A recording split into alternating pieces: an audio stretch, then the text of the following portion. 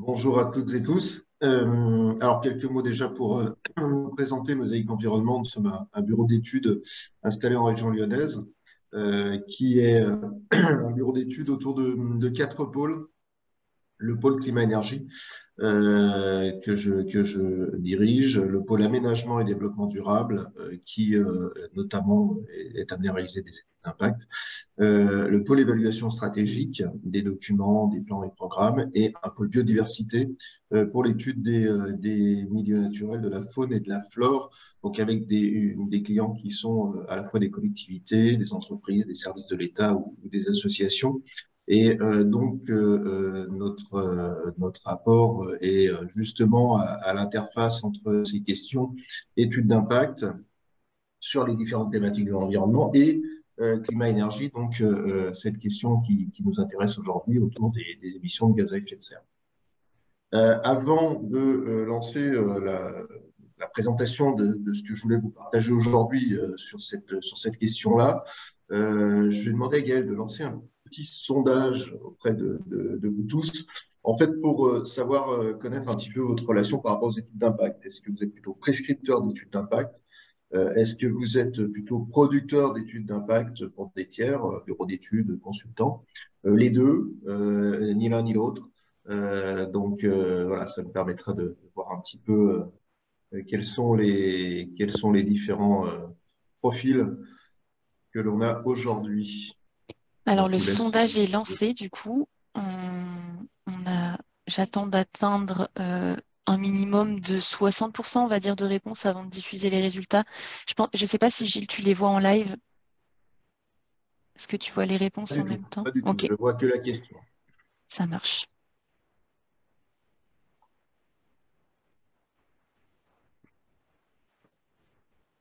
Alors, ça a l'air de se stabiliser. Hop, et je partage les résultats. Et normalement, tout le monde les voit. Alors, oui, oui, on les voit. Donc, on a 42% de personnes qui sont plutôt des producteurs d'études d'impact, entre guillemets, qui vont réaliser des études d'impact. 15% qui sont des porteurs de projets soumis à études d'impact, donc qui peuvent être amenés à faire réaliser ou à réaliser des études d'impact. Les deux pour 9%, et puis 33% ni l'un ni l'autre qui, je pense, est dans cette catégorie, notamment les services instructeurs. J'ai vu qu'il y avait un certain nombre de DREAL, par exemple, qui étaient mentionnés dans les participants, ou de personnes qui n'ont encore pas fait ça. Mais merci beaucoup, ça me permet de voir un petit peu aussi le public. Alors, pour rentrer dans le vif du sujet, un petit élément déjà, pourquoi est-ce qu'on parle de ça aujourd'hui? Le contexte réglementaire qui nous amène à parler gaz à effet de serre dans les études d'impact. C'est pas forcément un contexte réglementaire qui est récent, puisque la question des gaz à effet de serre fait pleinement partie de la question environnementale. Et donc, quand on parle d'incidence prévisible sur l'environnement pour une étude d'impact, a priori, les émissions de gaz à effet de serre font pleinement partie de ce sujet-là. N'empêche que cette question a un petit peu évolué méthodologiquement dernièrement, ce qui en fait l'actualité. Alors, quelques éléments à retenir dans cet article 122.5 du Code de l'environnement qui cadre justement le contenu et la manière dont doivent être réalisées les études d'impact. Vous voyez qu'il y a cette notion de contenu qui inclut les informations qui peuvent raisonnablement être requises compte tenu des connaissances et des méthodes d'évaluation existantes.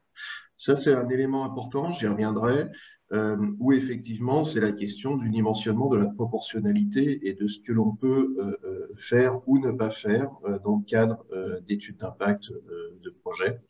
C'est un élément qui est donc inscrit dans le Code de l'environnement, ce qui oblige le porteur de projet et celui qui réalise l'étude d'impact à effectivement mettre en place les moyens nécessaires à pouvoir recueillir les informations.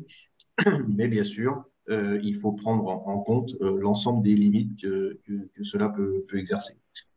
Dans les contenus de l'étude d'impact et de l'étude des incidences sur l'environnement, vous voyez qu'il est bien fait mention du climat. Donc, on est bien dans cette partie-là. Et notamment dans la description des incidences notables que le projet peut avoir sur l'environnement, parmi les différents sujets, il est bien indiqué dans cet article les incidences du projet sur le climat. Donc là, c'est bien les émissions de gaz à effet de serre et ce qu'on traite aujourd'hui. Puis un deuxième sujet qu'on ne va pas traiter aujourd'hui, mais il faut avoir en tête qu'il est là aussi, c'est la vulnérabilité du projet au changement climatique. Donc l'autre aspect, hein, l'aspect atténuation et l'aspect adaptation, on les retrouve dans cet article du Code de l'environnement. Cette vulnérabilité du projet au changement climatique devrait faire l'objet d'un prochain guide édité par le ministère. Aujourd'hui, on va se concentrer sur cet aspect incidence du projet sur le climat via les émissions de gaz à effet de serre. Et puis, un autre élément, mais j'y reviendrai aussi, c'est que réglementairement, dans cet article, il est bien indiqué que le maître d'ouvrage s'assure que l'étude d'impact est préparée par des experts compétents. Donc, avec la question de quelles compétences on peut avoir dans les différents domaines, et dans ce qui nous intéresse aujourd'hui, dans la question des émissions de gaz à effet de serre, forcément un sujet qui s'improvise. Donc, je parlais d'actualité parce que l'année dernière est sorti un guide spécifique édité par le ministère, auquel d'ailleurs la PCC a participé pour son élaboration, parmi d'autres experts qui sont venus amener leur pierre à l'édifice. Ce guide, en fait, il est important parce qu'il permet vraiment d'identifier la manière dont les choses doivent être réalisées pour ces émissions de gaz à effet de serre. Je me suis beaucoup appuyé sur le contenu de ce guide. Hein. Vous allez retrouver des éléments dont je vais parler dans ce guide, que j'essaye d'en expliquer les points essentiels. L'idée de fond, c'est de prendre en compte en fait les émissions dès la conception du projet, de manière à pouvoir véritablement inscrire le projet dans la trajectoire bas carbone et notamment en cohérence avec l'ensemble des politiques publiques et des objectifs qui sont posés, que ce soit au niveau national ou régional. Et c'est aussi un autre élément qui est fondamental, qui est véritablement d'inscrire les gaz à effet de serre au même titre que les autres compartiments de l'environnement dans la démarche ERC, éviter, réduire, compenser, qui est un petit peu la démarche qui va guider la manière de traiter les impacts d'un projet. Donc, on est bien pas seulement dans on calcule ces émissions de gaz à effet de serre et puis on glisse ce calcul dans l'étude d'impact, mais plutôt dans l'intégration de cet enjeu gaz à effet de serre sur toutes les phases de l'étude d'impact. Donc ça, c'est un élément qui est important parce que effectivement, lorsque les gaz à effet de serre étaient traités dans les études d'impact, il arrivait fréquemment que ce soit uniquement sous cet angle calcul, sans avoir derrière de réflexion sur une trajectoire bas carbone. Donc c'est vraiment ce que ce guide a voulu mettre en avant et ce sur quoi je vais revenir tout de suite. Alors, quand on traite la question des gaz à effet de serre dans une étude d'impact de projet, la première question qui se pose, c'est la question des périmètres. C'est effectivement une étape qui est essentielle parce qu'elle va guider derrière tout le reste de la réflexion. Donc, deux aspects du périmètre. Le premier, le plus simple, le plus évident, c'est effectivement le périmètre géographique. Quand on fait une étude d'impact, on définit l'aire d'étude d'un point de vue spatial. Et en fait, on s'aperçoit très fréquemment que cette aire d'étude peut être différente suivant les thématiques environnementales qui sont traitées. Et donc, bien entendu, il faut avoir des aires d'étude qui soient cohérentes avec la thématique que l'on traite. Lorsqu'on traite de la question, par exemple, de la biodiversité et des relations des écosystèmes, bien évidemment, souvent, on va regarder un périmètre d'étude qui est plus large que le strict périmètre du projet. Sur d'autres sujets, au contraire, on va se concentrer sur le strict périmètre du projet parce que ça a du sens. Pour les gaz à effet de serre, quand on commence à traiter cette question, on se dit bien qu'il va y avoir des émissions indirectes du projet qu'il va falloir traiter. Ça veut dire que dès le départ, on imagine bien que ce qu'on va regarder, ce n'est pas uniquement ce qui se passe au niveau strictement de l'ère de réalisation du projet. Par exemple, pour une implantation commerciale, effectivement, dans les émissions directes, on va avoir des émissions sur les voiries qui vont mener au site. Donc, ça peut élargir considérablement le périmètre. Pour de la construction, on va avoir des émissions qui sont liées, par exemple, à l'usine de production du ciment, du béton qui va être mise en œuvre sur le site. Donc, on voit bien que quand on parle gaz à effet de serre, cette notion d'aire d'étude, de périmètre d'étude, est vraiment bouleversée et ne doit surtout pas se limiter et se mettre des œillères uniquement sur la définition spatiale du projet. On doit être beaucoup plus large et ça nous amène à questionner l'autre périmètre, qui est le périmètre de prise en compte des émissions. Alors, ce périmètre de prise en compte des émissions, il est effectivement essentiel parce que il est réglementairement attendu effectivement que ce soit une vision la plus large possible. Donc, première chose, c'est que tous les gaz à effet de serre doivent être intégrés dans cette étude et que ce soit les émissions directes ou indirectes. Donc, pour ceux qui sont familiers de la méthodologie bilan carbone, on retrouve bien là ces éléments d'émissions directes, d'émissions indirectes et de l'ensemble des gaz. Et puis, l'article que je citais tout à l'heure, hein, qui est un peu la base, le 122.5, R122.5, rappelle que c'est sur l'ensemble de la durée de vie que les émissions de gaz à effet de serre doivent être regardées. C'est un élément important parce que ça veut dire que ce n'est pas simplement sur la réalisation du projet qui pourrait se limiter à la phase travaux. On va bien au-delà de ça. Donc, quand on dit que le périmètre et les postes à prendre en compte doivent concerner l'ensemble de la durée de vie, ça veut dire effectivement la phase construction ou élaboration sur le site de ce projet. Donc là-dedans, on va avoir des postes qui peuvent être les études préalables, la faisabilité, la conception. Tout ça, c'est souvent des ratios monétaires qui permettent de l'intégrer. C'est pas le poste principal, loin de là, mais si on veut être complet, c'est intéressant de l'intégrer. On a bien sûr tous les matériaux qui vont être utilisés. Alors, quand je dis matériaux, c'est vraiment au sens large. Hein. On n'est pas uniquement dans des projets de construction. Donc, tout ce qui va être utilisé sur ce projet-là. Donc là, effectivement, ça va dépendre d'une part de la définition du projet, j'y reviendrai, pour identifier si on peut utiliser des données quantitatives, des ratios, ces éléments-là. Donc là, il y a nécessairement un travail de discussion avec le porteur de projet sur la définition de son projet. Parce que la définition de son projet va conditionner aussi la finesse de ce type d'analyse. Et puis, la mise en œuvre sur le chantier. C'est l'énergie du chantier, pour faire simple. Hein. Donc, ça peut être de l'énergie d'engin, ça peut être de l'énergie d'éléments provisoires qui sont posés sur le chantier, etc. Donc, ça, c'est la phase construction. Donc, on voit qu'on est à la fois sur la partie amont et sur la partie chantier en tant que tel.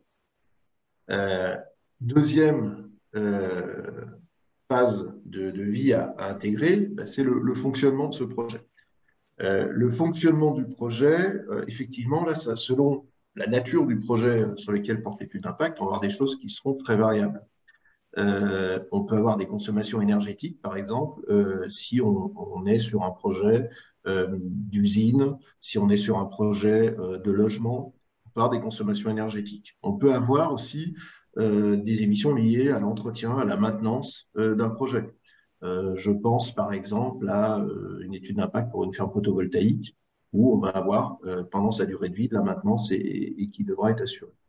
On va avoir par exemple les postes de déchets qui peuvent être générés pendant le fonctionnement de ce qu'on a mis en place. Ça peut être le fonctionnement d'une carrière également. Je prends cet exemple-là parce que sur une carrière, le projet en tant que tel, ce qui va émettre des gaz à effet de serre pendant sa durée de vie, c'est effectivement son activité, les engins, l'extraction, etc. On a, bien sûr, à ne pas oublier non plus l'aspect puits de carbone. On a les émissions, lorsqu'on parle des gaz à effet de serre, et puis on va avoir la séquestration carbone, qui peut être j'allais dire, améliorée ou pas dans le cadre du projet. Donc, c'est la notion des plantations, des renaturalisations, de l'ensemble de ces éléments-là. Et là, on voit qu'on a du coup des liens qui se créent et qui sont assez importants avec d'autres thématiques environnementales de l'étude d'impact. et notamment les thématiques des milieux naturels. Donc là, c'est important de créer ces ponts-là parce qu'effectivement, des décisions qui peuvent être prises ou des orientations prises pour une ou l'autre thématique peuvent avoir une influence. Alors, bien sûr, quand on fait ça, il faut définir une durée de vie du projet.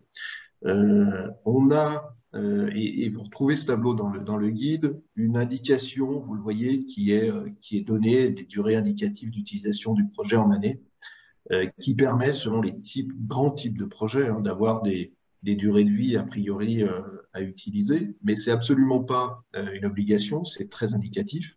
Et la durée de vie du projet, en fait, doit vraiment être discutée avec le porteur de projet. Euh, Elle fait souvent partie, en fait, des éléments descriptifs du projet qu'on va retrouver dans l'étude d'impact, et il faut être en cohérence avec ça. Alors, pour certains projets, c'est assez facile. Une carrière a une durée d'exploitation, donc on sait à quel moment, juste sur quelle durée de vie porte l'étude d'impact. Pour d'autres projets, c'est beaucoup plus complexe lorsqu'on parle de logement, lorsqu'on parle de zones d'activité. La durée de vie, c'est quelque chose qui est un petit peu plus complexe à poser. Il faut en tout cas poser une hypothèse et la justifier au mieux. L'essentiel, c'est vraiment ça, je pense, c'est de pouvoir justifier et apporter des arguments sur l'hypothèse de durée de vie qui est posée, de manière à ce que les choses soient claires et qu'on sache de quoi on parle quand on parle de durée de fonctionnement et d'émission pendant le fonctionnement du projet. Et enfin, la troisième étape de ce périmètre de durée de vie, bah, c'est la fin de vie éventuellement. Donc la fin de vie, ça va concerner du démantèlement, de la déconstruction. Ça va concerner qu'est-ce qu'on fait de ces éléments qui sont déconstruits, donc qui deviennent des déchets, leur transport, leur gestion. Ça peut être aussi des éléments qui sont prévus déjà lors de la définition du projet pour la fin de vie, c'est-à-dire la remise en état de site ou une utilisation autre. C'est vraiment ce qu'on voit beaucoup au niveau des carrières, mais ce n'est pas le seul exemple où on peut trouver ça. Donc voilà, c'est d'intégrer ces éléments-là dans les émissions de manière à pouvoir vraiment couvrir de manière globale, complète, le projet. Alors, il y a effectivement un cas particulier et il est clairement indiqué comme tel dans le guide, qui est si on a un nouveau projet qui remplace l'ancien. À partir du moment où un nouveau projet remplace l'ancien et où c'est prévu, effectivement, la phase fin de vie devient la phase construction du nouveau projet et donc est intégrée dans l'étude d'impact du futur nouveau projet. Donc ça, c'est généralement peu simple à anticiper. Par contre, ça peut se présenter sur une étude d'impact qui est un nouveau projet remplaçant un ancien projet.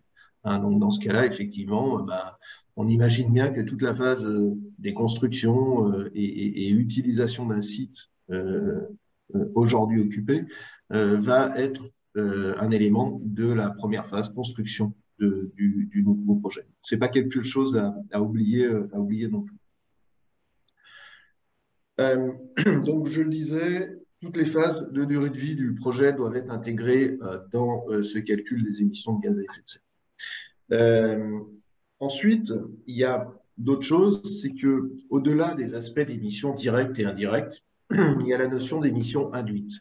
Quand on traite les émissions de gaz à effet de serre d'un projet, cette notion d'émissions induites est très importante et ne doit absolument pas être laissée de côté. Les émissions directes, on voit très bien ce que c'est, ce qui se passe sur le chantier, pour résumer et faire très, très schématique. Les émissions indirectes, la fabrication de métaux, de béton, etc., qui va être utile. Les émissions induites, c'est surtout dans le fonctionnement du projet que je suis en train d'évaluer. Qu'est-ce que ce projet va changer par rapport à une situation initiale qui peut engendrer des émissions. Alors, je dis émissions induites, parfois ça peut être aussi, mais on le verra dans l'étude des scénarios, plusieurs éléments et le projet peut au contraire éviter un certain nombre d'émissions, hein, bien entendu. Mais il est important de pouvoir identifier cet ensemble-là et on voit bien que du coup, dans les émissions qui doivent être prises en compte. Il y a l'aspect spatial, direct, indirect, et l'aspect temporel, parce que les émissions induites sont souvent des émissions qui auront lieu après, une fois que le projet sera réalisé. Donc, cette obligation, elle est clairement affirmée, avec cette prise en compte à la fois des émissions engendrées, évitées, directes, indirectes, sur le site et hors du site. C'est un aspect qui est parfois un petit peu complexe pour les porteurs de projets, de se dire je dois intégrer dans les impacts de mon projet des choses que je ne maîtrise pas directement. Des choses qui se passent à l'extérieur du site, mais qui sont en fait la conséquence du projet que je suis en train de mettre en place. Si je reprends mon exemple de zone commerciale, il est bien évident que quand on traite de la question de l'impact sur le climat, on ne peut pas éluder la question de la zone d'implantation, du secteur d'implantation de cette zone commerciale et de ses conséquences sur la circulation et des véhicules qui vont devoir venir. Est-ce que mon site est desservi, pas desservi par les transports? Est-ce qu'on doit forcément y venir en véhicule individuel? Est-ce que je suis à l'écart et je vais générer un certain nombre de transports? Voilà, c'est vraiment des questions importantes et c'est des questions qui sont des enjeux pour le projet et qui peuvent être amenés à re-questionner d'ailleurs certains projets. Donc, c'est d'autant plus important d'intégrer ça dans la réflexion. Alors, juste pour illustrer cet aspect périmètre, je vais vous livrer un cas concret que l'on a pu réaliser, qui était le cas d'une étude d'impact d'une centrale photovoltaïque au sol. Alors, pour ce type de projet-là, quels sont les postes qui ont été pris en compte? Et vous allez retrouver cette notion de direct, indirect, induit et de durée de vie. Il y a bien sûr la fabrication des panneaux. La fabrication des panneaux photovoltaïques, donc, qui sont des émissions indirectes qui ont lieu avant, ailleurs. Alors, dans ce cas précis, on n'avait pas forcément de données au niveau de la définition du projet sur où et exactement quel type de panneau. Donc, du coup, dans ce cas-là, on pose des hypothèses avec trois possibilités, hein, France, Europe, Chine, qui ont été partagées avec le porteur de projet, et de se dire, effectivement, ce sera un de ces choix-là, et il est important et intéressant de pouvoir identifier ces trois possibilités dans l'estimation des émissions. Il y a l'aspect transport, livraison de ces panneaux, et pas que des panneaux d'ailleurs, hein, l'ensemble du matériel qui est nécessaire à l'installation de la centrale. Le chantier en tant que tel, les structures supports, le bâtiment qui va abriter les éléments électriques, les clôtures, les pistes, toutes les opérations qui peuvent se mener sur le chantier. Là, on est plutôt sur des missions qui seraient des missions directes. Et puis, ensuite, la partie exploitation. Donc, je le disais, durée de vie. Donc là, pour une centrale photovoltaïque au sol, la durée de vie de cette exploitation était de 30 ans. Donc, qu'est-ce qui se passe pendant 30 ans? Qu'est-ce qui génère ou qu'est-ce qui capte des émissions des gaz à effet de serre? Donc, on avait les déplacements de maintenance, on avait les modes de gestion des espaces qui sont autour de la centrale et l'évolution aussi des capacités de stockage carbone des sols par rapport à la situation actuelle.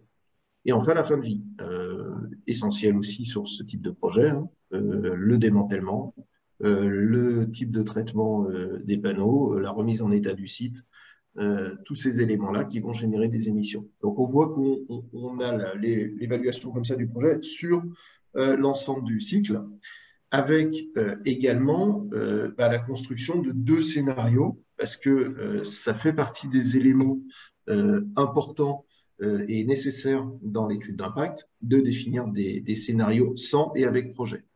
Donc, ça permet aussi de pouvoir comparer les situations. Et sur les émissions de gaz à effet de serre, c'est particulièrement intéressant. Donc, un scénario sans projet, hein, pas d'émissions de construction, pas d'émissions d'exploitation. Le stockage carbone se fait avec le site tel qu'il est aujourd'hui. Et le mix énergétique actuel n'est pas impacté. Et puis, le scénario avec projet, où on a effectivement des émissions liées à la construction, l'exploitation du site. On a un stockage carbone qui est différent parce qu'il y a des espaces prairiaux qui accompagnent le projet donc qui amène une évolution sur cet aspect-là. Et puis, l'aspect qui ne vient pas se décompter des émissions de gaz à effet de serre, mais l'aspect émissions évitées, qui peut être regardé par ailleurs, sur ce que permet cette production photovoltaïque par rapport à l'électricité du réseau, tel qu'il est à l'heure actuelle, ou tel qu'il peut être supposé être dans 30 ans. Donc ça, ce sont des éléments qui permettent de venir nourrir aussi la réflexion sur les questions de justification du projet dans un sens ou dans l'autre. Donc là encore, j'insiste sur le fait que cette étude gaz à effet de serre ne doit pas être menée, j'allais dire, en silo, mais doit au contraire bien être liée avec les autres aspects de l'étude d'impact et les réflexions un peu plus globales sur le projet. Alors, autre élément important en termes d'intégration des gaz à effet de serre dans l'étude d'impact, c'est où est-ce qu'on le fait? À quel moment ça doit se faire dans l'étude d'impact? Et là, la réponse est assez simple, c'est partout. C'est partout, puisque effectivement, ça doit se faire au niveau de l'état initial de l'environnement. Pour répondre à la situation, déjà, quelle est la situation, à la question, quelle est la situation aujourd'hui en matière d'émissions de gaz à effet de serre? Donc, c'est déjà regarder la situation actuelle, parce que c'est toujours intéressant de pouvoir confronter l'impact sur le climat du projet par rapport à une situation avant projet. Alors, on peut le regarder à différentes échelles, ça va vraiment dépendre du projet que vous étudiez. Si vous êtes sur un projet qui a une envergure nationale, effectivement, on va regarder déjà les émissions de la France. Après, on peut avoir des projets qui ont une aire d'influence qui correspond au niveau régional, où c'est la maille la plus fine dont on dispose, c'est le cas parfois, de plus en plus rarement. Dans ce cas-là, on regarde ce qui se passe au niveau régional en termes d'émissions. Et puis, pour la majorité des projets, il faudra bien sûr regarder ce qui se passe au niveau local. Alors, au niveau local, ça peut être la maille communale, intercommunale, ou des données qui peuvent être issues du plan climat qui a sa propre échelle parfois. En tout cas, ça permet de recontextualiser le projet dans les émissions de gaz à effet de serre du territoire qui l'accueille. C'est intéressant aussi dans l'analyse et encore une fois dans les éléments qui vont venir nourrir les réflexions sur la pertinence, la justification ou pas de ce projet-là. Si on est sur un projet qui a pour objectif, par exemple, de mettre en place une plateforme multimodale, ce type d'éléments qui pourrait avoir un impact sur les émissions de gaz à effet de serre du transport, pour les réduire, si ça fait partie des objectifs de ce type de projet, c'est intéressant de regarder si, au niveau du territoire, de l'intercommunalité, les transports sont un sujet important en termes de gaz à effet de serre. Parce que, est-ce qu'on répond oui ou non à une problématique importante? Et on peut recontextualiser un certain nombre de choses grâce à l'état initial des gaz à effet de serre, qui viendra donc intégrer l'état initial de l'environnement. Ensuite, on a l'aspect description de l'état initial avec et sans projet qui concerne tous les domaines. Et bien sûr, sur les gaz à effet de serre, c'est ce que j'ai présenté tout à l'heure, c'est un élément qui est important à faire. Quelle est l'évolution tendancielle des émissions si on ne fait rien? Et quelle est l'évolution tendancielle des émissions si on y intègre le projet? Dans beaucoup de cas, le projet est non significatif par rapport à l'évolution tendancielle, c'est possible. Dans d'autres cas, il peut être impactant sur cette évolution-là. Donc, c'est vraiment important de pouvoir poser ces éléments-là, de pouvoir les quantifier, même si on est, bien entendu, sur des estimations, sur des modélisations qui se font. Donc, il faut bien justifier ces hypothèses pour être à l'aise avec ce type de tendance. Après, bien sûr, l'évolution des impacts l'estimation des impacts du projet. Donc là, au même titre que les autres champs environnementaux, les gaz à effet de serre doivent être étudiés sous cet angle-là. Donc, pour les gaz à effet de serre, cette évolution d'impact, c'est la différence d'émissions entre avec projet ou sans projet. Hein, c'est peut-être un peu plus simple que sur d'autres sujets environnementaux. On peut avoir un impact positif ou un impact négatif. Si j'ai moins d'émissions avec projet, j'ai plutôt un impact positif. Si j'ai plus d'émissions, j'ai un impact négatif.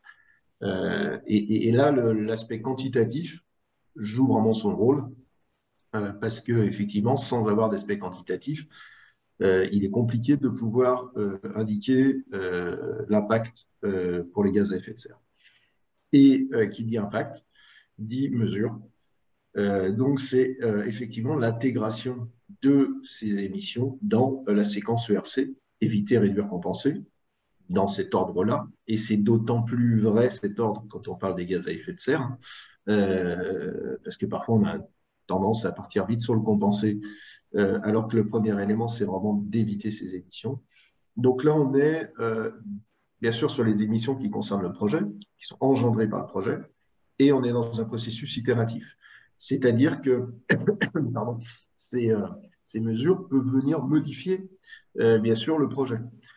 Ça peut être, par exemple, un changement de matériaux pour la construction de bâtiments.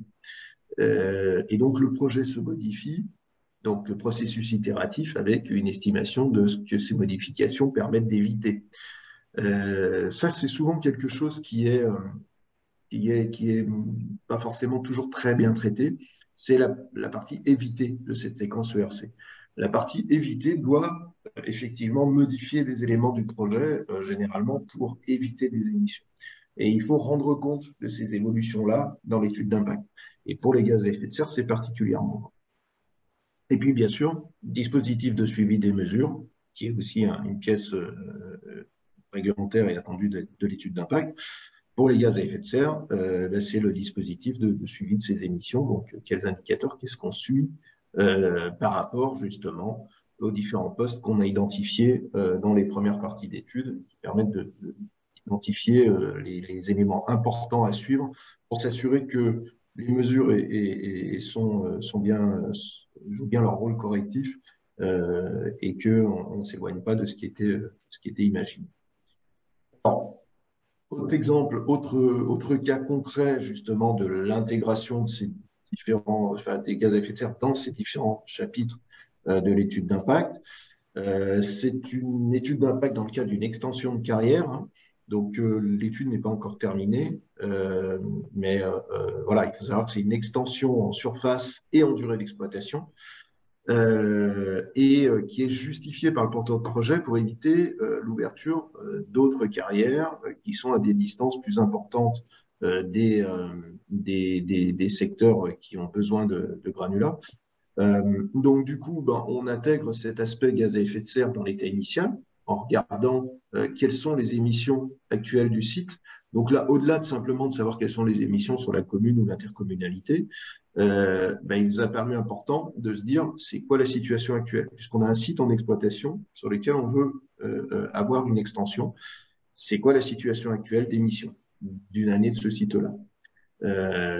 Ensuite, il y a effectivement une identification, et ça se fait forcément avec le porteur de projet, des postes qui sont susceptibles d'évoluer. Une exploitation de carrière est faite sur plusieurs dizaines d'années. On se doute bien que sur plusieurs dizaines d'années, il y a des choses qui vont évoluer. Et notamment, dans ce cas-là, il y a la motorisation des camions qui font le fret de granulats, la motorisation des engins, également le flux de fret qui évolue en fonction de l'ouverture ou non de la carrière. Donc ces éléments-là, il faut bien les identifier parce que c'est des éléments qui vont venir quantifier les scénarios. Donc les scénarios en l'absence de projet. Donc ici, en l'absence de projet, l'impact est essentiellement sur les émissions qui sont induites par d'autres parcours de fret pour l'approvisionnement granulat de la zone qui consomme. Et puis avec le projet, c'est d'une part de voir comment ces parcours de fret évoluent, et puis bien sûr d'estimer les émissions de l'exploitation et de la fin de vie de la carrière, ici jusqu'en 2050. Ça permet vraiment d'avoir deux visions long terme avec et sans projet et de pouvoir du coup se poser les bonnes questions. Donc on compare ces situations-là. Aujourd'hui, on est sur cette étape-là et donc suite à cette comparaison, les étapes qui viennent, c'est effectivement cette comparaison va permettre d'identifier les impacts et de se dire comment est-ce qu'on fait pour éviter un certain nombre de ces émissions pour les réduire lorsqu'on peut encore les réduire, voire en dernier recours les compenser. Dans ce type d'études d'impact, la prise en compte du puits de carbone est particulièrement intéressante à regarder puisque une carrière en fin d'exploitation a un réaménagement qui est prévu dès la phase de dépôt du projet et donc qui fait partie prenante dans ce cadre-là de l'étude d'impact.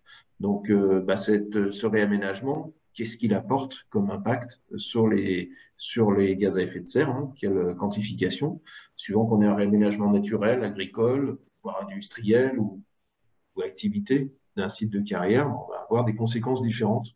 Donc, c'est intéressant aussi de regarder cet aspect-là. Et dans le cadre précis de ce cas-là, c'est plutôt un aspect puits de carbone, puis c'est un réaménagement naturel, de renaturalisation du site. Donc là aussi, c'est intéressant pour parfois d'ailleurs modérer les discours, de regarder quel est l'impact de ces puits de carbone par rapport à l'ensemble des émissions qu'a généré l'exploitation. Ça permet aussi d'éviter le verdissement trop rapide de certains projets. Alors, on a vu comment on s'intègre dans l'étude d'impact et son déroulé.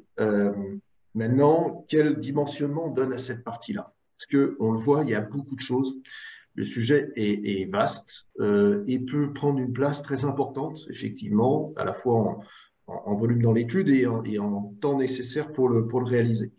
Donc, la notion de proportionnalité s'applique à la thématique des émissions de gaz à effet de serre comme elle s'applique aux autres thématiques environnementales. Cette notion de proportionnalité, c'est effectivement de se dire que la question que l'on est en train de traiter doit être dimensionnée selon effectivement son importance vis-à-vis des autres thématiques, selon le type de projet et à la fois dans sa précision et dans son approfondissement. C'est-à-dire, pour certains projets, on n'aura pas besoin d'avoir quelque chose de très précis. Pour d'autres, au contraire, on aura besoin d'aller regarder les détails vraiment au niveau des postes. Mais ce dimensionnement, il n'est pas seulement un élément de choix qu'on peut faire, j'allais dire, au bureau et à tête reposée. Il dépend de choses que l'on ne maîtrise pas forcément. Il dépend de la nature du projet. On sait bien que par nature, il y a certains projets qui ont un impact climatique plus important que d'autres. Et effectivement, suivant la nature du projet, on se doute que l'aspect gaz à effet de serre a une importance, une visibilité, un enjeu qui est différent. Sur certains projets, on ne peut effectivement pas se passer d'avoir quelque chose de très précis parce que, j'allais dire trivialement, on est attendu sur ce sujet-là. Parce qu'on sait que c'est un projet qui va avoir un impact fort. Il y a la question aussi qui est très importante, c'est de la définition, et j'y reviens tout de suite après, du projet. Quel niveau de définition on a? Ce n'est pas du tout le même niveau de définition entre une implantation d'une carrière, c'est vraiment ce qu'on va faire, et une étude d'impact de zone d'activité. Grosso modo, on a un périmètre. Donc la définition du projet va bien entendu justifier la précision, l'approfondissement. Et puis, il y a les données disponibles, et ça dépend souvent de la définition du projet. Données disponibles sur le projet, est-ce qu'on a tout ce qu'il faut pour faire ces estimations? Données disponibles aussi sur des facteurs d'émission. Parfois, on peut être sur des projets sur lesquels les facteurs d'émission sont très peu disponibles. La bibliographie est pauvre et effectivement, on va avoir des problématiques vraiment méthodologiques à quantifier. Donc ça, c'est des éléments qui doivent apparaître aussi, il me semble, dans l'étude, pour être vraiment transparent sur ce qui a pu être analysé, ce qui n'a pas pu l'être, et les limites d'incertitude de l'ensemble des éléments qu'on présente. Alors justement, quelles sont les limites? Parce que, je le disais, voilà, on ne peut pas toujours faire comme ça devrait être dans le monde idéal. Ces limites, déjà, c'est d'avoir effectivement les données suffisamment précises du projet pour estimer les émissions de gaz à effet de serre sur les phases que j'ai citées, les phases amont, les phases d'exploitation, les phases fin de vie. Suivant le type de projet, on va avoir des données plus ou moins précises. Et ça conditionne bien sûr la granulométrie de ce qu'on peut estimer sur l'aspect impact GES. La limite, c'est aussi de parfois prévoir des émissions sur des scénarios de plusieurs dizaines d'années de vie. Il faut être très modeste sur ce qu'on peut faire à ce niveau-là. On peut prévoir des émissions ou en tout cas estimer des évolutions à partir des éléments du projet, mais il y a des externalités, positives ou négatives, que l'on ne maîtrise pas et il faut en avoir conscience. Certaines externalités peuvent être anticipées. Je pense par exemple aux évolutions de motorisation, où on a quand même des choses, on commence à avoir des visibilités assez bonnes sur des échéances de plusieurs dizaines d'années, mais d'autres externalités, on ne les maîtrise pas. Et c'est là aussi où on peut intégrer cette notion de lien entre différents projets. Vous savez que dans les études d'impact, il y a l'aspect des impacts cumulés, qui n'est pas évident à apporter, hein, les impacts cumulés de plusieurs projets. Ben, ça peut faire partie des externalités. Donc, ces impacts cumulés, c'est quelque chose à regarder. Et puis, il y a aussi des changements d'habitude. Je le disais tout à l'heure en introduction, la question d'intégrer les émissions induites et la responsabilité de ces émissions induites, c'est pas forcément quelque chose de naturel et de facile pour un porteur de projet qui a plutôt l'habitude de regarder son projet. Donc là, on demande d'aller un petit peu tirer le fil pour voir quelles sont les conséquences ailleurs après de ce projet-là. Donc ça, c'est quelque chose, parfois, il faut un petit peu batailler. Et puis surtout, il ne faut pas oublier qu'on veut atteindre une finalité qui est réduire l'impact climatique du projet. Donc ça, c'est un élément qui est important. Ça veut dire que, a priori, l'étude VES d'un projet dans une étude d'impact doit être amenée à faire évoluer le projet, à modifier le projet, faire en sorte qu'il ait un impact climatique moindre. Sauf si les cas exceptionnels, le projet est défini d'ores et déjà et d'entrée de jeu dans un impact carbone parfait. J'ai encore jamais vu ça. Donc effectivement, il y a toujours des choses qui doivent permettre de modifier le projet pour l'améliorer de ce point de vue-là. Et faire modifier un projet quand on est en phase d'étude d'impact, c'est pas évident non plus. Et bien sûr, je le redis, bien privilégier les mesures de réduction avant de partir vers des mesures de compensation qui sont souvent beaucoup plus faciles à mettre en œuvre. Effectivement, on plantera des arbres. Mais ça, c'est valable pour tous les champs de l'environnement. C'est valable, bien sûr, pour les émissions de gaz à effet de serre. Alors, sur ces limites-là, je vais vous citer un exemple que l'on a eu également, qui est une étude d'impact dans le cadre d'aménagement d'un quartier. Donc, en fait, l'étude, elle se réalise, tandis que le projet, il est en phase de définition, c'est-à-dire, grosso modo, on a des plans masse, on a des surfaces prévues, mais on voit bien qu'on n'a pas de détails très précis. Donc, ça pose un certain nombre de limites auxquelles on s'est heurté et qui doivent être vraiment mentionnées dans l'étude d'impact. Par exemple, sur la phase travaux. La phase travaux, on construit un écoquartier, on construit des logements, mais on n'a pas, à l'heure actuelle de définition de l'étude, des données quantitatives de matériaux.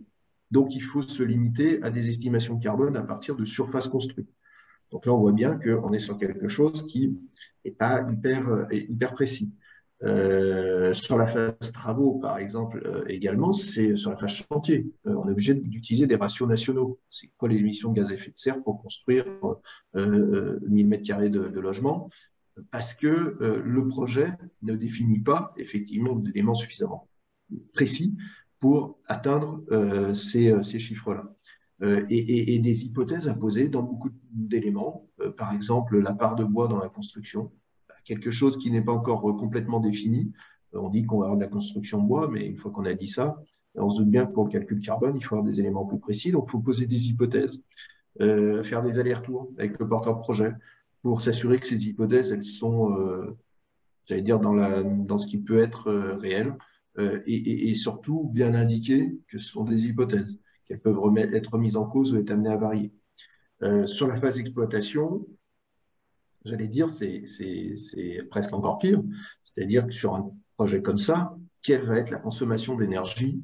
On peut en avoir une idée parce qu'on se fixe des objectifs.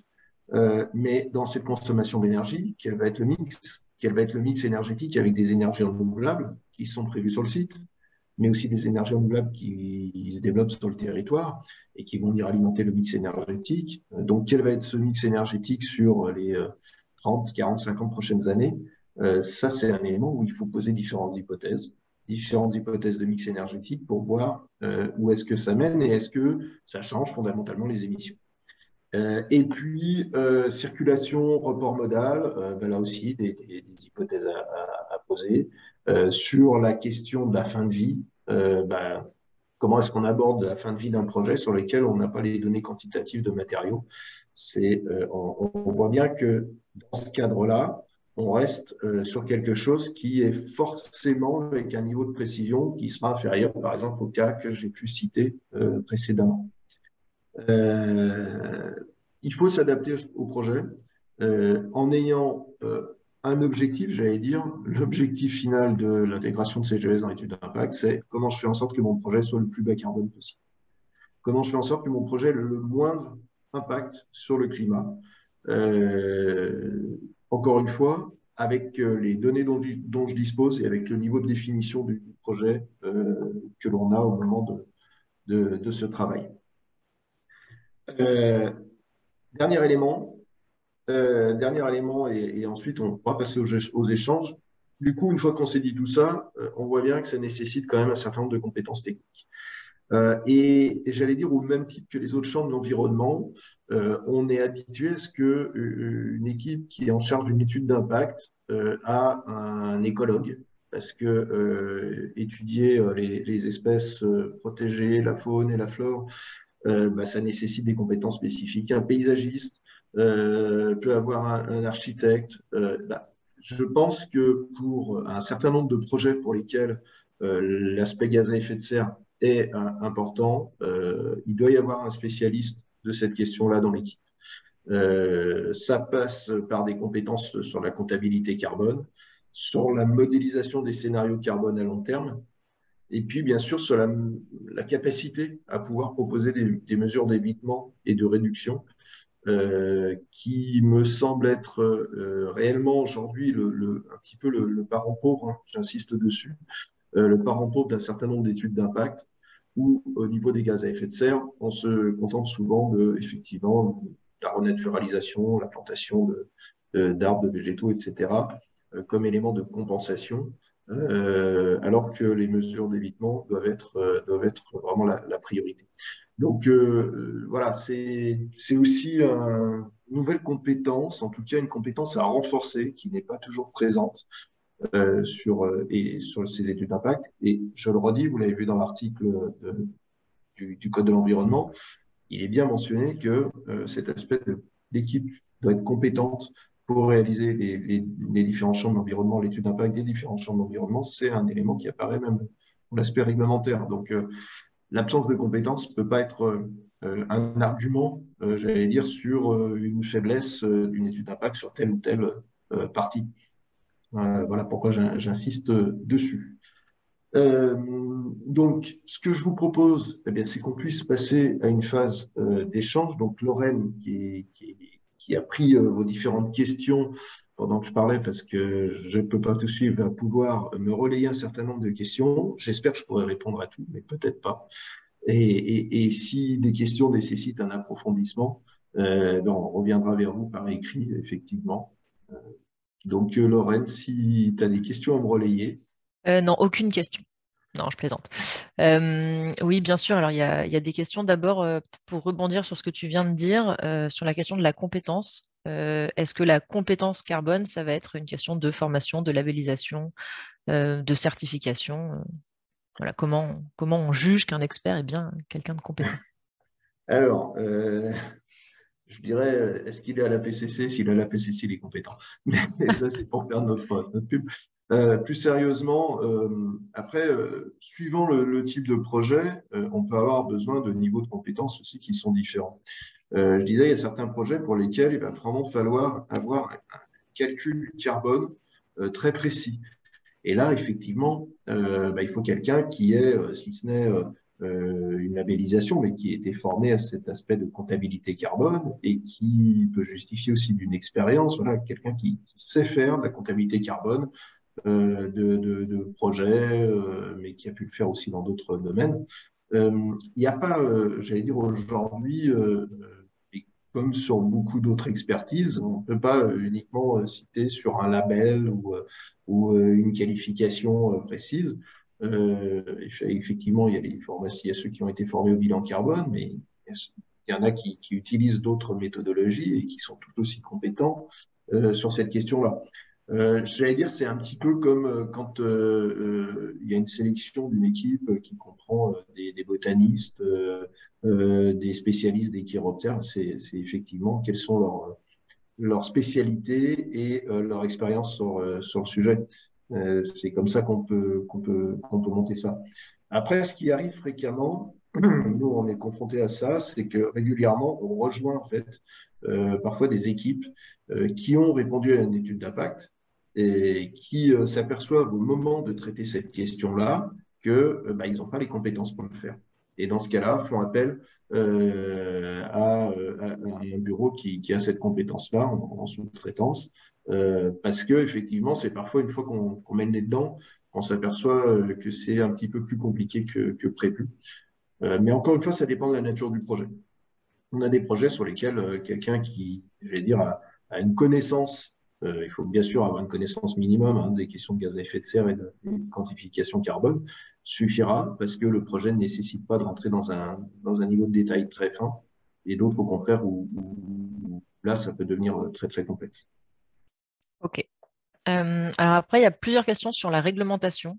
Notamment une question de périmètre des émissions à prendre en compte. À quel point est-ce que la précision de l'étude va pouvoir éventuellement mettre en danger le projet? Voilà, est-ce que la partie GES en fait peut être un facteur de refus du projet par les autorités? Alors, je pense que si la partie GES n'est pas du tout traitée, oui, très clairement, puisqu'il est demandé par la réglementation, ça fait partie des impacts sur le climat de ce qui est attendu. Après, la question du périmètre des émissions à prendre en compte, vous avez vu qu'il y a un petit peu d'injonction contradictoire, c'est-à-dire que les textes demandent est-ce que soient pris en compte les émissions directes, indirectes, induites, qui sont sur le site, en dehors du site, enfin, prendre en compte tout. Et en même temps, il y a ce garde-fou qui indique bien que tout cela doit être fait en fonction aussi des méthodologies disponibles, des données disponibles. Donc, il y a cet aspect-là où je pense que le législateur a bien conscience que, d'une part, il y a des différences selon les projets, et d'autre part, parfois, on peut ne pas tout avoir pour aller dans ce niveau de prise en compte.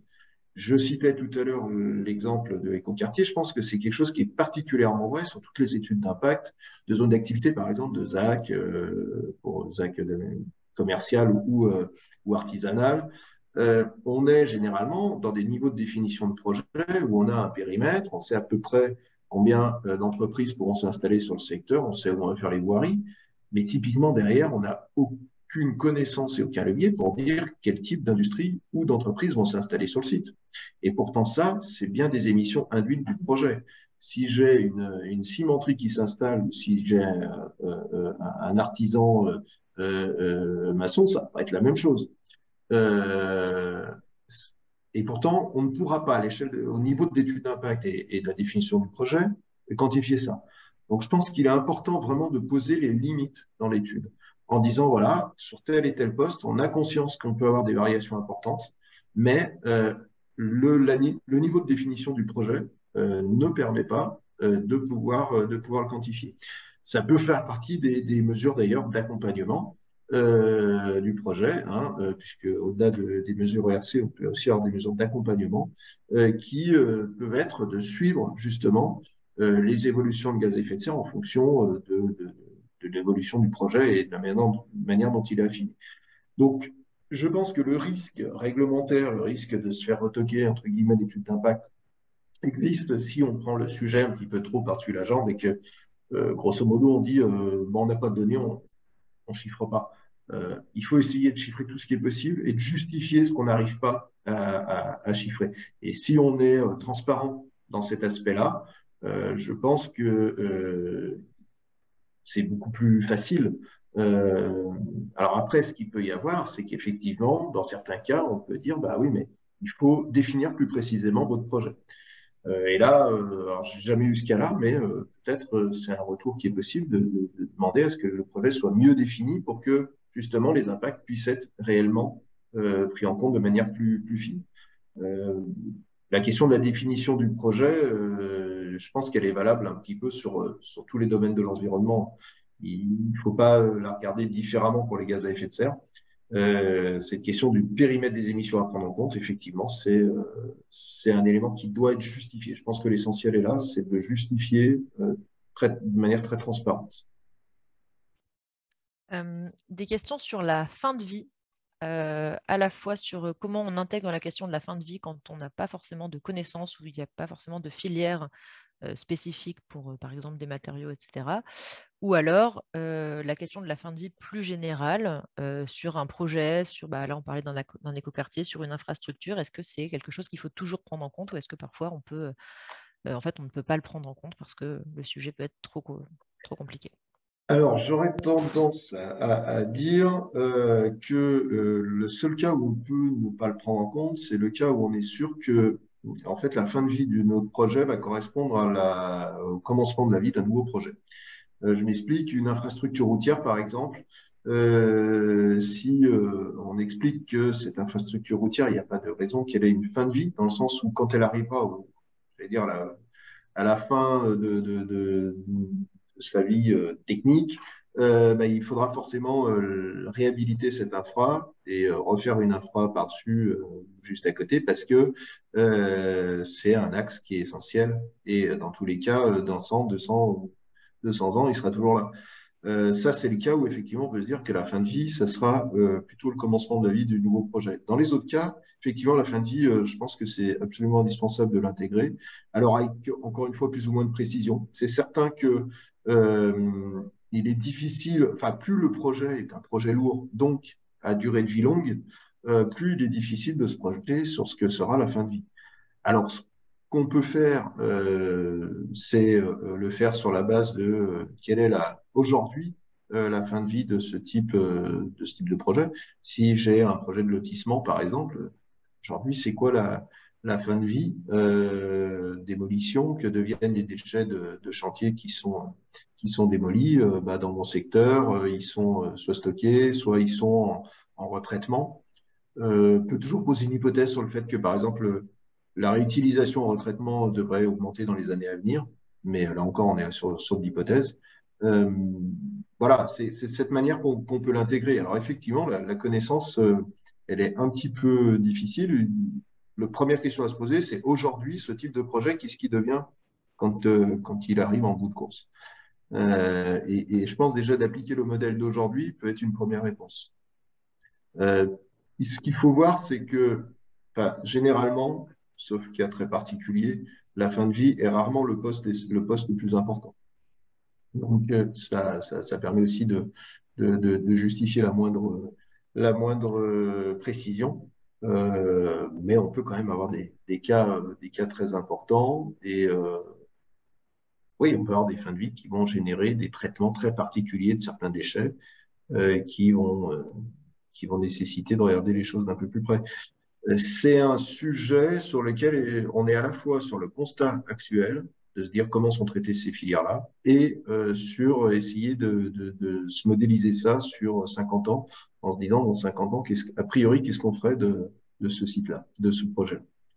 J'ai pas de réponse complètement arrêtée là-dessus. C'est un petit peu au cas par cas, et c'est clairement une vraie difficulté. Alors, quelques interrogations maintenant sur la question du changement d'usage des sols et de l'intégration du coup dans le calcul, que ce soit à la fois pour la partie impact, donc volet vraiment impact du projet, ou dans le cadre des mesures de compensation. En fait, qu'est-ce qu'on va utiliser comme méthodologie précise pour du coup mesurer ces changements d'affectation et Alors, leur impact? je pense qu'il n'y a pas une règle absolue que je pourrais donner. Moi, je peux indiquer la manière dont on travaille, c'est-à-dire que on va regarder. Généralement, on s'appuie sur ce qui est impact. On va déjà regarder c'est quoi l'occupation actuelle des sols. Ça, généralement, c'est un travail qui est mené par, j'allais dire, la partie biodiversité de l'étude d'impact. qui établit généralement dans une étude d'impact une cartographie de l'occupation des sols actuels du projet, ce qui permet, j'allais dire, en y rajoutant le projet, les zones d'artificialisation, etc., d'avoir une estimation assez précise des surfaces typologie d'habitat naturel qui vont être artificialisées. Et sur cette base-là, d'y appliquer les facteurs de relâche carbone ou dans le cas de renaturation de puits de carbone. On utilise pas mal, nous, les facteurs d'émission de ALDO, de l'outil ALDO de l'ADEME, qui est un outil qui permet d'avoir cette approche-là. On travaille aussi avec des facteurs d'émission puisés dans la bibliographie et recroisés qui permettent de se dire, quand on artificialise 100 mètres carrés de prairie, quelles sont les émissions de gaz à effet de serre que ça génère. Et quand on artificialise 100 mètres carrés de zones humides, de forêts, d'autres types d'espaces, voilà, d'avoir ces éléments-là, donc ALDO comme première source d'information, et après, effectivement, il y a quand même pas mal d'éléments de bibliographie sur notamment les milieux les plus sensibles, forêts, zones humides, on a quand même pas mal d'éléments là-dessus, et c'est faire cette estimation-là. Donc là, il y a un croisement très fin avec l'aspect l'environnement naturel à mettre en place. Et ça marche dans l'autre sens, donc quand on changement d'affectation des sols aussi sur l'aspect compensation, effectivement, qu'est-ce qu'on crée? Qu'est-ce qu'on crée comme nouveau milieu? Et là aussi, il y a un lien parce qu'il peut y avoir de la compensation carbone qui n'est pas faite à l'origine dans cet esprit-là. Votre projet détruit 100 mètres carrés de zone humide. Si vous savez que si c'est justifié et qu'on ne peut pas faire autrement, la compensation, c'est la recréation de 3 fois la surface de zone humide. Donc là aussi, c'est intéressant de se dire quel est l'aspect puits de carbone de ces nouvelles zones humides, et ça peut venir aussi nourrir, j'allais dire, la manière dont ces zones humides doivent être créées pour qu'elles aient aussi un rôle puits de carbone qui soit le meilleur possible et pas être juste un bassin d'eau. Donc voilà, il y a des choses en lien avec l'aspect biodiversité qui sont aussi là à travailler. Quelques questions également sur les émissions induites. D'abord, essayer de donner quelques exemples qu'on aurait pu avoir sur ces émissions, et ensuite sur les difficultés de les estimer, notamment voilà, parce que étant indirectes et induites, est-ce qu'elles ne vont pas devoir nécessiter beaucoup d'hypothèses, contrairement à d'autres où on va avoir des éléments quantifiés dès le départ. C'est effectivement des émissions sur lesquelles on peut avoir des hypothèses qui sont importantes. Alors, les émissions induites les plus évidentes, c'est celles dont je parlais tout à l'heure sur le transport, par exemple. Un projet qui donc va générer du transport nouveau ou des distances parcourues différentes. Donc, si je reprends l'exemple de la zone commerciale, l'implantation d'une nouvelle zone commerciale, ça veut dire donc des flux qui vont être générés. Comment est-ce qu'on estime ces flux, hein? Donc, ça va être le croisement d'études de mobilité qui ont pu être réalisées à l'échelle du territoire et des données, par exemple, de clientèle attendue sur le projet. Ça va être aussi le regard en fonction des dessertes ou pas de transport en commun, quelles sont les pratiques de mobilité sur le territoire qu'on considère. Voilà, il faut généralement effectivement croiser pas mal de choses et bâtir des hypothèses là-dessus. Autre type d'émission induite, c'est l'exemple dont je parlais tout à l'heure sur la carrière, l'extension de carrière, qui va en fait générer toutes les émissions liées au transport de granulats depuis la carrière sur les chantiers qui sont dans la zone de chalandise, j'allais dire, de cette carrière. Ça sont des émissions induites. Donc, ça veut dire que là, il faut estimer des kilométrages à parcourir, tenir compte des tonnages de production de la carrière pour arriver à reconstituer des émissions de gaz à effet de serre liées à ces transports-là. Donc, suivant effectivement les études, on va avoir des hypothèses plus ou moins importantes. L'essentiel étant de Il y a l'aspect quantification, mais à mon sens, le premier aspect, peut-être le plus important, c'est déjà l'identification de ces émissions induites.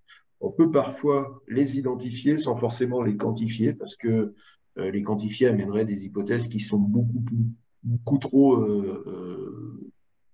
difficiles ou peu crédibles.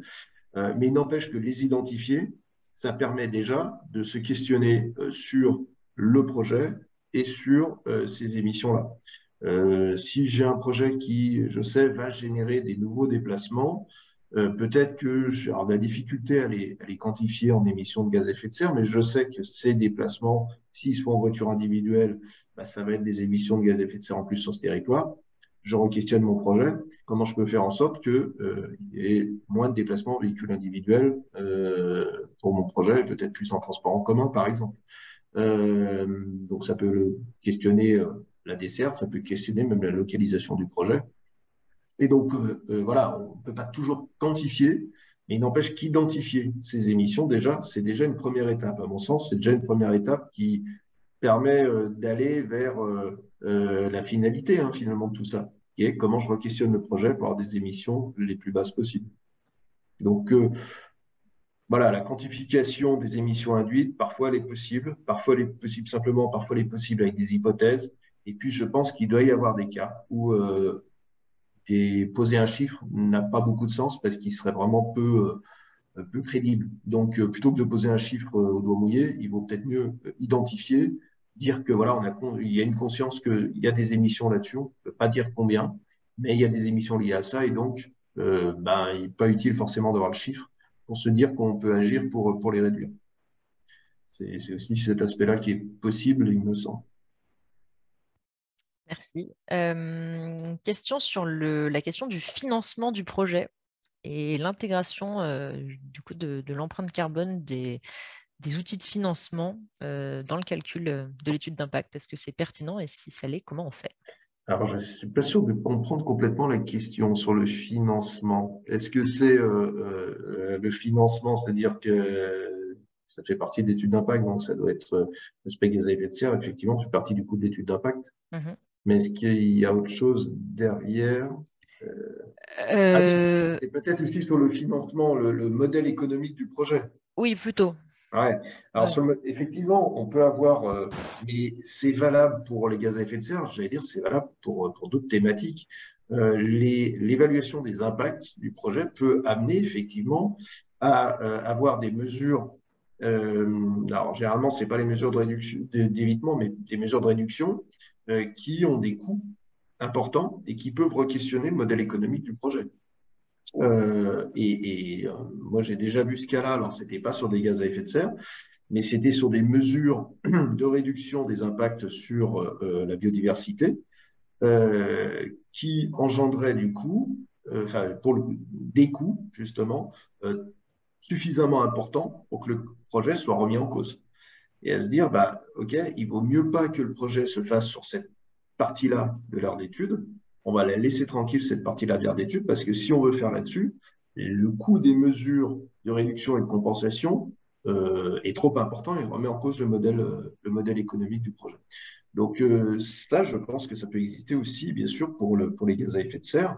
Euh, la même manière pour le reste, les mesures de la séquence ERC, il est important, effectivement, qu'elles puissent être chiffrées et qu'elles puissent être chiffrées en coûts, en euros, pour pouvoir intégrer le bilan économique du projet. Alors, je ne sais pas si ça répond complètement à la question. S'il y a d'autres éléments, n'hésitez pas à le préciser, que je puisse éventuellement vous répondre. Et alors, un peu lié et question un peu amusante, est-ce qu'on prend en compte les émissions de gaz à effet de serre liées à l'étude d'impact GES du projet? Ah oui, on pourrait. On pourrait, bah, comme je le disais, en fait, sur la partie construction du projet, la construction au sens large, effectivement, les études sont un élément à prendre en compte. Alors, généralement, on les prend en compte sur des facteurs d'émission liés à des ratios monétaires, hein, 10 000, 50 000, 100 000 euros d'études, avec le facteur d'émissions qui sont disponibles sur la base carbone. on peut très bien intégrer l'étude GES dans l'ensemble de ces études, hein. Ça me paraît pas du tout faux d'un point de vue du raisonnement. C'est généralement pas ça qui va faire basculer les choses, hein. C'est rarement l'étude GES qui représente 100 000 euros. Mais oui, oui, c'est bien sûr. Bien sûr, et après, je charge aussi à faire en sorte que quand on fait une prestation d'études sur les GES, de faire en sorte que cette prestation soit aussi la plus décarbonée possible. Euh, il faut un peu éviter d'aller en avion sur site pour voir le Oui, site. tant qu'à faire. Une question une question un peu spécifique, donc que je vais te lire directement. Sur un projet de réaménagement routier à trafic identique avant et après le projet, le porteur du projet indique que le parc va s'électrifier de toute façon, avec un objectif de 100% en 2050. Mm. La réponse donnée est donc qu'il n'y aurait pas d'impact du trafic routier à long terme, puisque dans tous les cas, il serait 100% électrique. Donc, pas besoin de faire des efforts ou de modifier ou d'éventuellement proposer un report modal. Est-ce que c'est une approche qui te paraît pertinente ou est-ce que selon toi, il faut quand même intégrer un scénario qui ne serait pas 100% électrique ou comment quantifier ces émissions? Alors là, on est sur... oui. Et juste, je poursuis parce qu'il y a une autre question qui parle justement de l'incertitude à propos de l'évolution du parc automobile et du coup de comment l'intégrer dans le projet. Ouais. Alors, effectivement, là, on est sur les émissions induites. C'est-à-dire qu'on est sur un réaménagement routier et on considère qu'on a le même trafic. Donc, on est sur des émissions induites. Alors, euh, ça ne veut pas dire qu'il n'y a pas d'émissions liées au réaménagement routier, hein. Il y en a sur tout l'aspect construction, entretien, etc. Après, sur les émissions induites, alors, on dit qu'on considère que le trafic sera identique avant-après. Reste à voir aussi si ce réaménagement routier il est à kilométrage équivalent. On peut avoir le même trafic, mais on fait faire un détour de kilomètres, ou au contraire, on raccourcit un parcours. Donc là, j'allais dire avant-après projet, il y a un impact sur les scénarios. Et sur l'aspect électrification du parc, euh, alors, effectivement, là, c'est une externalité. C'est une externalité qui va aller dans le sens d'une réduction des émissions. J'allais dire, sur cet aspect-là, il faut le prendre en tant que tel comme externalité. Alors, on peut bâtir effectivement des différentes hypothèses sur cette électrification du parc. Nous, on essaye de s'appuyer sur des choses qui sont un petit peu, j'allais dire, validées, notamment par l'ADEME, sur les scénarios qu'a pu bâtir l'ADEME sur ces aspects-là, et qui sont un petit peu voilà, partagés, parce qu'on a là aussi hein, des choses qui peuvent être très différentes. Mais voilà, on sait bien qu'il y a des échéances réglementaires qui font que les véhicules, en tout cas pour ce qui est du véhicule particulier thermique, ne seront plus à la vente en neuve. Compte tenu du taux de renouvellement des véhicules, il est assez facile de calculer l'échéance à partir du moment où on aura pratiquement plus de véhicules électriques. Attention quand même, hein, généralement une voie routière, elle est aussi utilisée par des poids lourds qui, eux, ne seront pas tout électriques, en tout cas pas sur la même échéance, hein. Donc c'est peut-être aussi à prendre en compte sur ce trafic induit. Mais voilà, il est certain que l'externalité électrification du parc, c'est quelque chose qui vient en plus et qui a un effet positif sur l'aspect des émissions induites liées à l'infrastructure. Donc, il n'y a pas effectivement d'éléments particuliers à travailler sur cet aspect-là. Sauf que ça peut vouloir dire aussi, par contre, si on est sur une infrastructure routière, un réseau routier, ça peut vouloir aussi dire de se questionner, par exemple, sur les bornes de recharge. Donc, ça peut être des choses en plus au niveau du projet. Une question sur des leviers pour l'impact GES de la fabrication des matériaux ou du choix de matériaux. Donc, voilà, on n'a pas forcément des informations directes des fournisseurs sur leurs matériaux spécifiques. Donc, comment est-ce qu'on peut être sûr que notre choix de matériaux va être le moins émetteur Oui, alors on a effectivement pas forcément. Déjà, dans la définition du projet, déjà, on n'a pas forcément les types de matériaux, ça dépend de quoi on parle. Après, parfois, on peut avoir des typologies et bâtir différentes empreintes GES suivant les types de matériaux, ce qui peut amener à questionner le porteur de projet sur ses choix. Un bâtiment, si on a de la construction métallique, de la charpente métallique par exemple, effectivement, la fabrication de l'acier a son facteur d'émission, suivant que ça vienne d'Europe, d'Asie, etc. Donc ça peut être des premiers éléments de choix. Et puis après, c'est aussi de se questionner, est-ce que c'est de l'acier neuf, de l'acier recyclé? Est-ce que c'est de l'acier? Est-ce que, on peut avoir la même estimation avec, par exemple, une ossature bois ou une ossature béton? Et c'est quoi les différences? Voilà, ça peut amener à ce type de questionnement sur les matériaux. Et donc, du coup, à questionner ces choix de matériaux. Alors ça, c'est valable pour la construction. Sur tout à l'heure, on parlait d'un projet routier.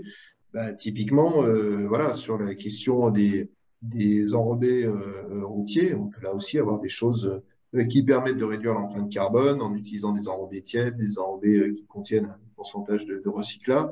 Euh, Ça peut être des éléments qui viennent justement questionner le projet, ses besoins de matériaux pour réduire cette phase-là. Après, il est certain on reste à une échelle où on ne va pas pouvoir tout identifier. Et on imagine bien que sur des projets de construction, on ne peut pas rentrer dans le détail du fil électrique, quoi.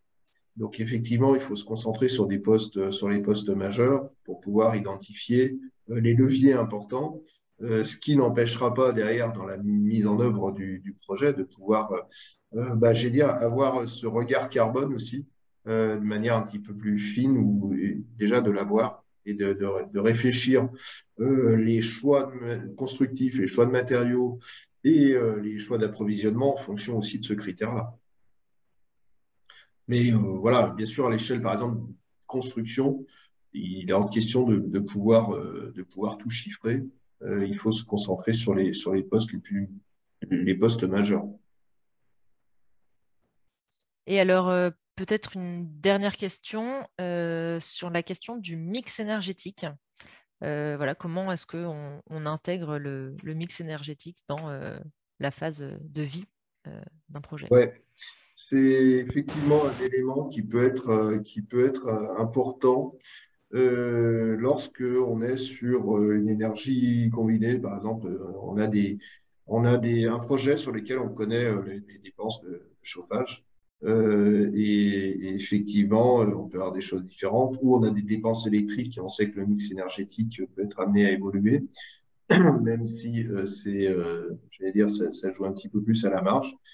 Là encore, on peut soit faire le calcul sur la base du mix énergétique actuel, mais en mentionnant bien que c'est ce biais-là qui est dans le calcul. Alors, ça a l'avantage d'être simple et rapide et de pouvoir faire des calculs très faciles. Effectivement, il y a certains éléments qui ne sont pas pris en compte là-dedans. Après, on peut aussi se baser sur les évolutions de mix énergétique qui sont notamment proposées par RTE ou par également des différentes études de l'ADEME, par exemple, qui peuvent voilà, se dire voilà l'évolution tendancielle du mix énergétique et donc de l'intégrer dans ces calculs. Un autre aspect aussi, et je pense notamment pour des projets plus locaux, peut être de s'appuyer sur le mix énergétique tendanciel qui est souvent mentionné dans les plans climat. Le projet se situe sur un territoire où on a un plan climat. Il y a quand même aujourd'hui beaucoup de plans climat, hein. Tous les EPCI sont concernés. Et ce plan climat, il y a des stratégies. Il y a des stratégies d'évolution du mix énergétique par la production de renouvelables en local, etc., qui peut être intéressant de lier au projet et de se dire, sur ce territoire, les engagements qui ont été pris sont ceux-là. Donc, on devrait avoir un mix énergétique qui augmente la part renouvelable, diminue la part de non renouvelables, etc. Des évolutions, par exemple, sur les réseaux de chaleur, et peut-être que le projet peut être concerné. Voilà. C'est aussi de bâtir ces hypothèses-là en fonction des réalités du territoire. Ça peut être intéressant de le travailler comme ça. Mais là, il faut vraiment, enfin, c'est vraiment du travail de scénario, de bâtir le mix énergétique qui paraît le plus probable. Et c'est pas le même à Paris, à Marseille ou dans le Cantal. Bon, bah écoute, je pense qu'il reste des questions, mais je pense on va s'arrêter là pour aujourd'hui. On répondra aux autres directement par mail. Oui, on répondra à l'ensemble des questions de toute façon par écrit, sans problème. Merci beaucoup à tous et tous. Merci.